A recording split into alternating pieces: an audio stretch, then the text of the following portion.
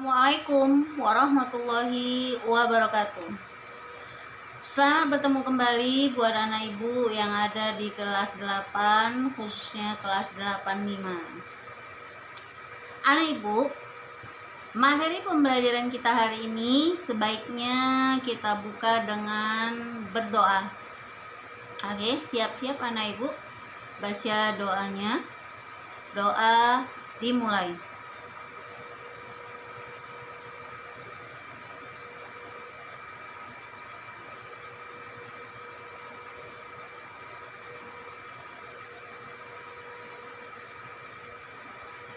Doa selesai.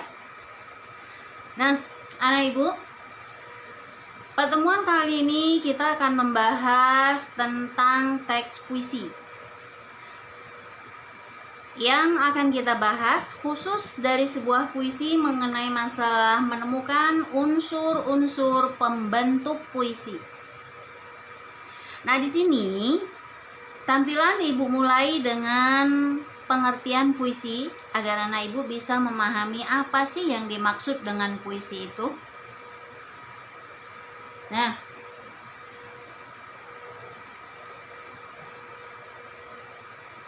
pengertian dari sebuah puisi ini ada berbagai macam.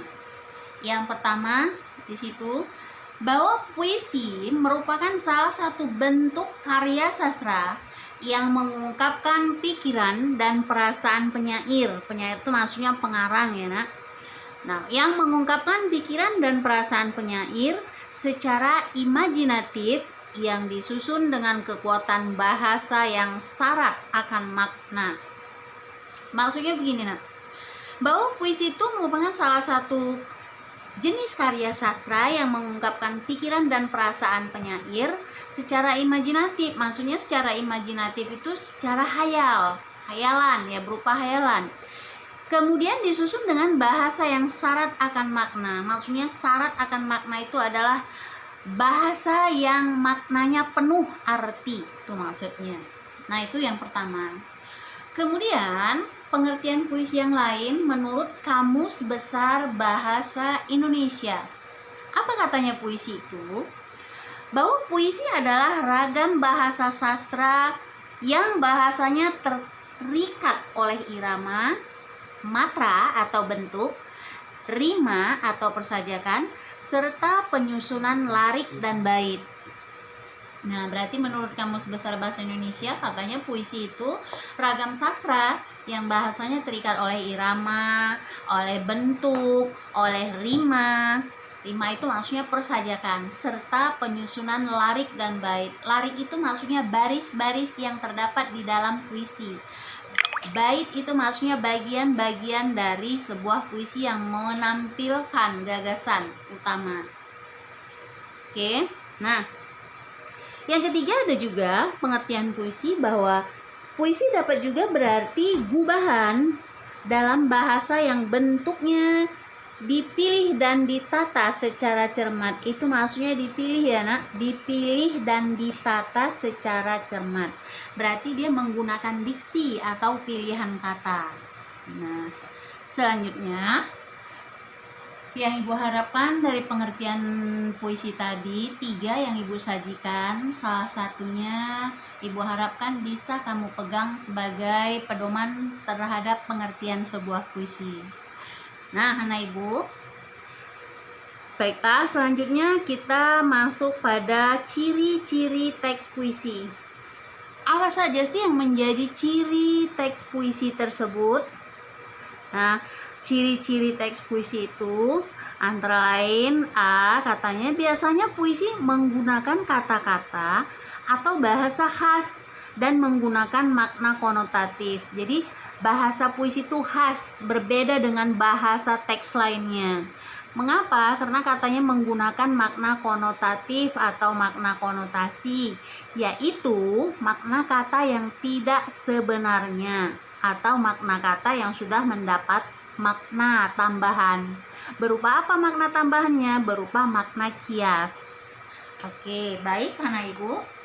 Kemudian ciri teks puisi yang B, unsur bahasanya rapi, indah, dan menghasilkan irama atau bunyi. Itulah spesialnya dari teks puisi. Katanya unsur bahasanya itu rapi. Kenapa tadi rapi? Menggunakan makna kias, menggunakan majas, jadi dia lebih indah gitu ya, lebih indah, dan menghasilkan irama atau kata lainnya berupa bunyi-bunyi. Namanya disebut rima. Nah, selanjutnya yang C, ciri teks puisi yang ketiga atau C, biasanya puisi mempunyai pemadatan kata dari seluruh unsur kemampuan bahasa. Maksudnya gini nah, bahwa ciri dari sebuah puisi itu kata-katanya padat akan makna. Itu tadi dia syarat akan makna, padat maknanya. Walaupun dia mungkin satu atau dua kata, tetapi maknanya sudah luas sekali gitu. Itu maksudnya.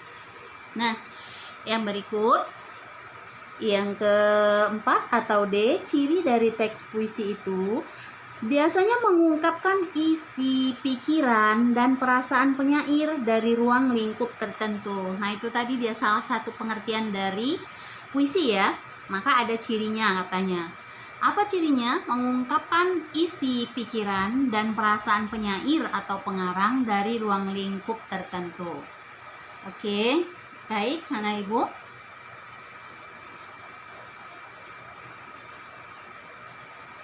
Selanjutnya, kita perhatikan contoh puisi yang ibu sajikan.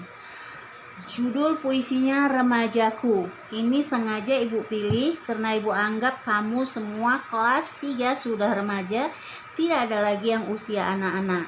Nah, maka ibu buat puisi yang sesuai. Judulnya Remajaku. Simak anak ibu. Baris pertama atau larik pertama. Di masa mudaku, katanya aku masih dini. Maksudnya masih muda belia ya.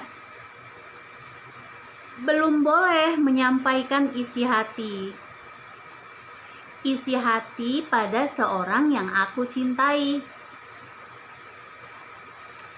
Entah kenapa mereka bilang begitu. Padahal rasa ini timbul dengan begitu. Tak bisa menahan gejolak dalam batin ini. Nah, selanjutnya tak bisa menahan gejolak dalam batin ini untuk katakan I love you. Selanjutnya, tapi ku coba mengikrarkan rasa ini pada pujaan hati. Dia tersipu malu. Berarti pujaan hatinya tersipu malu ya. Kukira dia bilang iya. Tapi dia berkata, Mama bilang ini cinta monyet. Karena kita masih kelas 9. Kutunggu di kau saat sudah menjadi dokter. Nah, anak ibu, puisi yang singkat ini mengandung makna bahwa seorang anak, yaitu anak usia yang sudah duduk di kelas 9, belum diperbolehkan secara resmi untuk mengungkapkan perasaan-perasaan yang berhubungan dengan hati. Nah, kemudian perasaan apa itu? Perasaan cinta. Kepada siapa? Kepada lawan jenisnya. Nah, ini sebenarnya belum diperbolehkan, masih hanya boleh berteman saja. Kenapa? Karena katanya masih muda belia, masih kelas 9, jadi belum cocok untuk masalah hal yang seperti itu. Kemudian, tapi perasaan itu diungkapkannya pada orang yang dicintainya. Lantas apa kata orang yang dicintainya? Itu cuma cinta monyet katanya.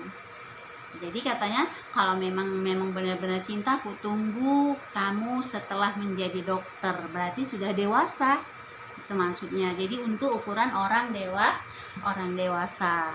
Nah, jadi puisi ini bisa menjadi wejangan buat anak ibu untuk tidak buru-buru mengungkapkan perasaan-perasaan asmara atau perasaan-perasaan cinta kepada orang yang dikaguminya. Nah, ibu, baiklah. Sekarang kita lanjut. kita masuk ke unsur-unsur puisi. Nah, puisi itu dapat terbentuk karena dibangun oleh unsur-unsur puisi. Nah, unsur pembangun puisi terdiri atas dua, yaitu unsur lahir dan unsur batin. Bahasa kerennya, unsur ekstrinsik yaitu lahir yang nampak ini, dan batin, unsur intrinsik. Nah, jadi katanya unsur lahir dan unsur batin, unsur ekstrinsik dan unsur intrinsik. Nah, kemudian unsur-unsur membangun sebuah puisi itu sehingga puisi itu bisa tercipta indah. Yang pertama, biasanya puisi menggunakan majas dan irama. Ya, menggunakan apa? Menggunakan majas dan irama. Puisi merupakan teks yang mengutamakan majas dan mengutamakan irama. Apa itu majas? Majas adalah bahasa kias yang digunakan untuk menciptakan kesan tertentu. Nah, anak ibu, berarti majas itu termasuk kiasan yang menggunakan makna konotasi. Itu tadi yang dibilangnya. Puisi menggunakan makna konotasi. Ya. Nah, kemudian majas yang biasanya digunakan di dalam sebuah puisi itu bermacam-macam. Ya, nanti akan kita bahas lebih lanjut. Ya. Ada majas perumpamaan, ada majas perbandingan, dan ada majas pertautan, ada majas pertentangan. Jadi sebuah puisi itu banyak menggunakan aneka ragam jenis majas. Baiklah, nah ibu, yang berikutnya adalah irama atau bahasa lainnya musikalitas. Apa itu irama? Alunan bunyi. Ia teratur dan berulang-ulang.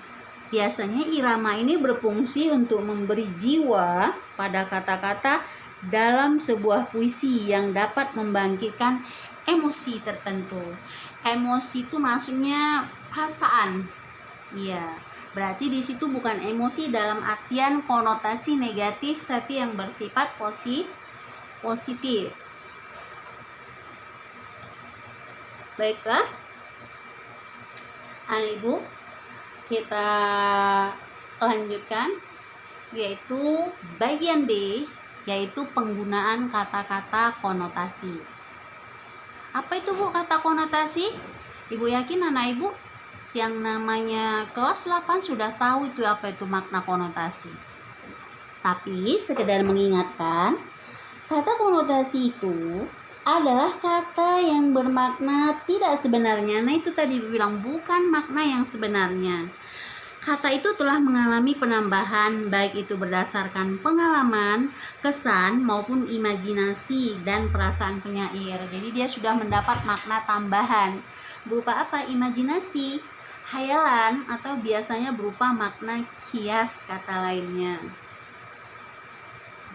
Dan yang C adalah kata penghubung. Anak ibu, puisi juga biasanya menggunakan kata penghubung.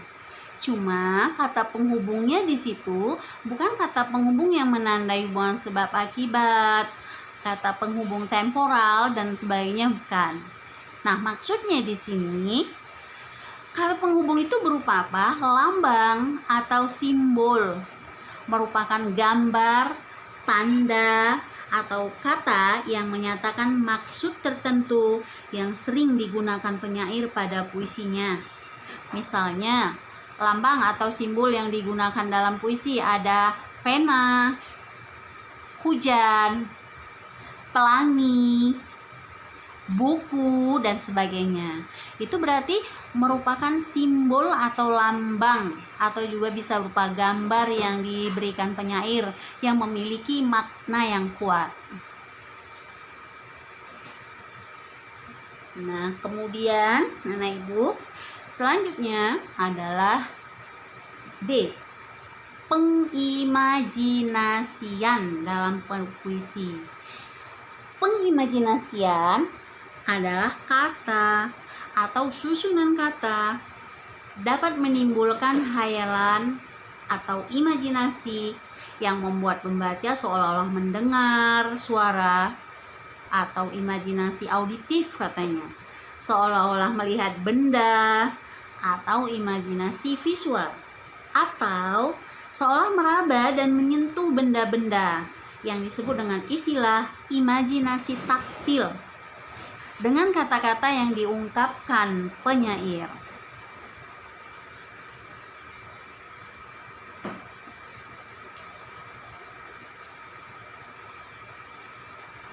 Nah, baiklah anak ibu, untuk menemukan unsur-unsur pembentuk puisi tadi sudah diuraikan, sudah dijelaskan. Ibu berharap apa yang disampaikan ini bisa menambah wawasanmu dan bisa menambah pengetahuanmu untuk menemukan unsur-unsur pembentuk puisi. Tadi ada katanya ada unsur batin dan ada unsur lahir. Selain itu tadi ada apa? Ada majas dan seterusnya. Yang tak kalah pentingnya, anak ibu juga harus bisa menguasai tentang pengertian puisi. Apa itu yang dimaksud dengan puisi? Nah, jadi anak ibu, demikian saja penjelasan dari ibu tentang menemukan unsur-unsur pembentuk puisi. Semoga apa yang kita lakukan hari ini, pembelajaran kita hari ini dapat bermanfaat dan dapat menjadi berkah buat kita semua. Akhir kata, semoga kamu tetap semangat dalam mengikuti pelajaran. Sampai jumpa pada pembelajaran yang akan datang. Terima kasih atas segala perhatiannya. Billahi taufik wal hidayah. Assalamualaikum warahmatullahi wabarakatuh.